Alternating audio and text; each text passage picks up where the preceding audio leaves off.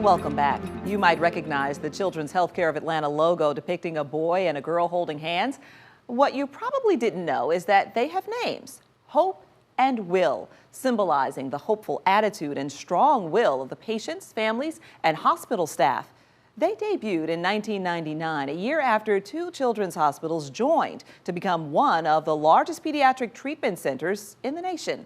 Donna Hyland, the hospital's president and CEO, always possessed a love for business. Her path into the healthcare sector, however, is one filled with opportunity and a healthy dose of hope and will.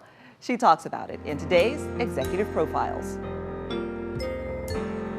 So let's go back to college. Did you have fun in college in Kentucky? I did. Can you talk about it? We won the NCAA my freshman year. Oh, that's Kentucky cool. basketball. Oh, Lord.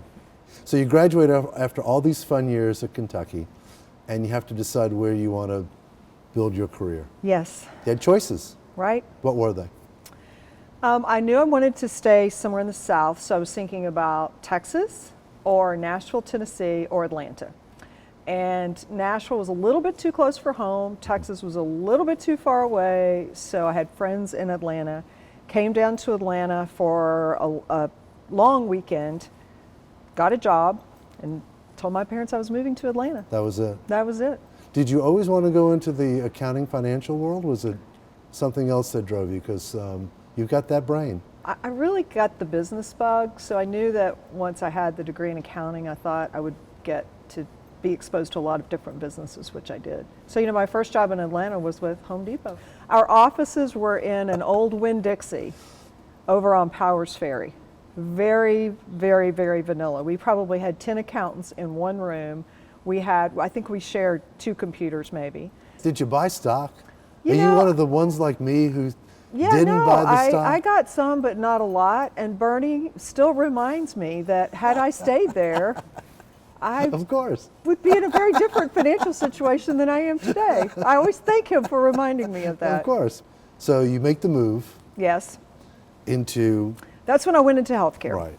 When I left Home Depot, I went to work for American Medical International, which was a big publicly traded healthcare company that had a huge division office in Atlanta. It was headquartered in California. My job was I was the corporate liaison with hospitals. And so I was kind of the connection between the headquarters and the hospitals. And I had 4 hospitals in Florida, and I had 1 hospital in Atlanta, which was North Fulton Medical Center. So I was 27 years old. They came to me and said, we would like you to move to Boca Raton, Florida. And I didn't want to move to Boca Raton, Florida. Atlanta was so much fun. A person that I had worked with had left AMI, had gone to work at Scottish Rite, called me and said, why don't come over here and look at this? And I was like, what is it? It's a children's hospital. Where is it? And I went over, spent some time. The people that worked there were just fantastic. And I took the job. They handed you the box, didn't they? They handed me the box. Second day on the job, I was the controller. They handed me a box full of checks, and she said, well, there are more checks in that box than we have money in the bank. And so you need to decide which checks we're going to release. And I looked at her with this very dumbfounded look, and she turned around and flitted it out and said, I had never said it was going to be easy.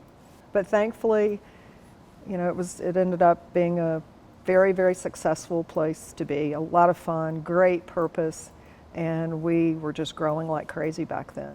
Sadly, the person who recruited me passed away, and she was the chief financial officer, and we were all devastated. And there was a national search for the chief financial officer. Jim Talley, who was the CEO, came to me and asked if I would be interested in throwing my name in the hat. I was 28 years old and said, sure. I had no idea how to be a CFO, but threw my hat in the ring, and I ended up getting the job. And so I was the CFO for the next probably 10 years, and healthcare reform came along in 1997, 98. There was a question as to whether Scottish Rite was sustainable as a freestanding children's hospital. We formed an options committee to really look at what was the best option for Scottish Rite. At the same time, Eggleston was looking at some of the same things. And over the course of about probably 8 months of a lot of due diligence and assessment, we really determined that there was only one other place that had the same mission as Scottish Rite, and we had a lot of very dedicated board members. I'll never forget our board chair at the time, who was an executive at Coca-Cola. He said, you know, we do mergers and acquisitions all day long. This is not about a merger or acquisition for economic gain. This is about preserving an asset for Atlanta.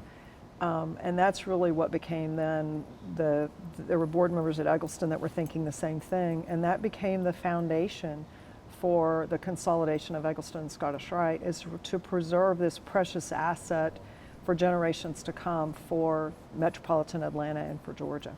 And oh my, look what it's become. It's amazing. It's truly amazing. You know, we talk about the fact that, of course, we were going to work hard to make it successful, but I don't think any of us that were part of this understood just what it was going to become. Right. It's been so gratifying, and to be able to see the impact that Children's has today, you know, adding Hugh Spalding, the Marcus Autism Center, the research portfolio. It's such an honor to be part of it every day.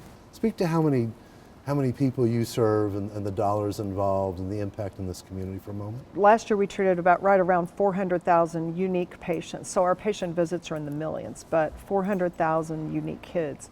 And so if you think about that, you know, every one of those children has, you know, parents, grandparents, brothers, sisters. So the impact is in the millions.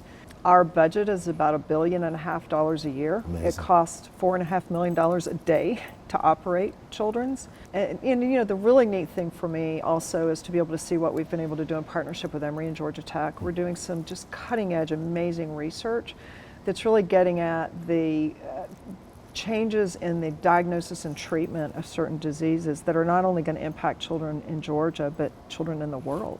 If you look at what Dr. Ami Klin is doing at the Marcus Autism Center, we are at the center of revolutionizing the early detection and treatment of autism.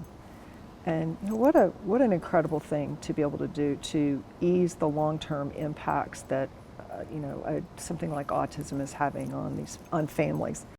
Children's Healthcare of Atlanta offers multiple avenues for the public to give. The All In for Kids program allows individuals and organizations to make tax-deductible donations to support hospital operations and provide a happy holiday for a sick child.